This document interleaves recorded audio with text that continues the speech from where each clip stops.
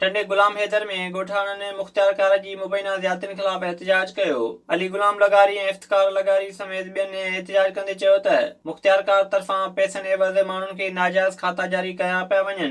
हुननि चयो त मुख़्तियार कार संदनि ज़मीन जा खाता बि तब्दील करे कब्ज़ो करे वरितो आहे।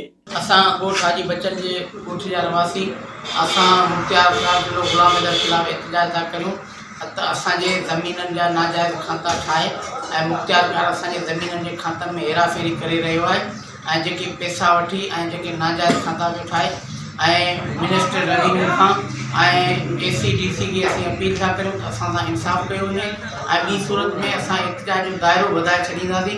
मुख़्तियार कार असां सां नाजाइज़ बंदि करे ऐं असांजो इंसाफ़ कयो वञे। असां हिननि खे अपील था करियूं त असां सां इंसाफ़ कयो वञे ऐं मुख़्तियार कार जे ख़िलाफ़ सख़्त मां सख़्त कार्रवाई कई वञे। ॻोठाणनि मुतालबो कयो त मुख़्तियार कार ख़िलाफ़ कार्रवाई करे ग़रीबनि ते रहम कयो वञे। विज़िट कयो अवामी आवाज़ मीडिया ग्रुप जी वेबसाइट awamiawaz.pk